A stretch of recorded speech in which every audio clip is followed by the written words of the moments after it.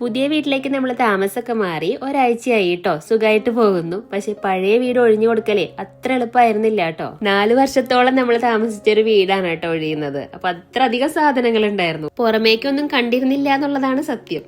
എല്ലാം വാരി വലിച്ച് പുറത്തിട്ട് കളയാൻ തുടങ്ങിയപ്പോഴാണ് മനസ്സിലായത് അത്ര അധികം വേസ്റ്റിന്റെ ഉള്ളിലാണല്ലോ നമ്മൾ താമസിച്ചിരുന്നതെന്ന്. ഞാൻ മുന്നത്തെ വ്ളോഗിൽ പറഞ്ഞായിരുന്നില്ലേ, ജപ്പാനില് നമ്മളൊരു വീട് ഒഴിഞ്ഞു കൊടുക്കുമ്പോൾ നമുക്ക് എങ്ങനെയാണോ കിട്ടിയത് അതേപോലെ തന്നെ തിരിച്ചു കൊടുക്കണം, അല്ലെങ്കിൽ നമുക്ക് വലിയൊരു തുക ഫൈനായിട്ട് കിട്ടും കേട്ടോ.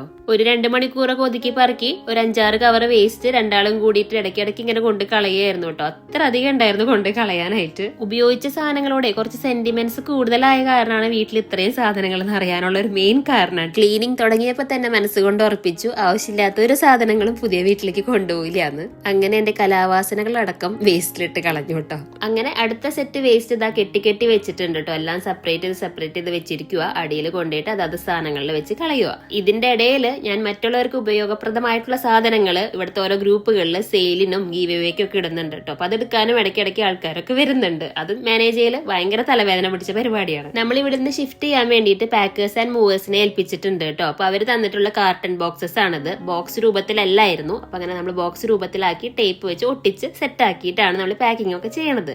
2 സൈസിലുള്ള ബോക്സസ് ഉണ്ടായിരുന്നു കേട്ടോ.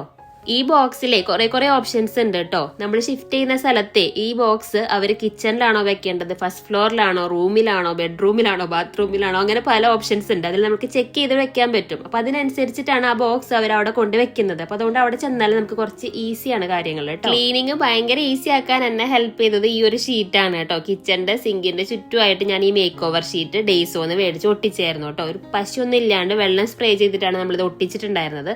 അത് ഒലിച്ചു കളഞ്ഞപ്പോ ഉണ്ടല്ലോ നല്ല ക്ലീൻ ആയിരുന്നു ആ ഭാഗം. അല്ലെങ്കിൽ നിറച്ച എണ്ണയൊക്കെ തെറിച്ചിട്ടാകെ പാടുകൾ ഉണ്ടായിരുന്നേനെ.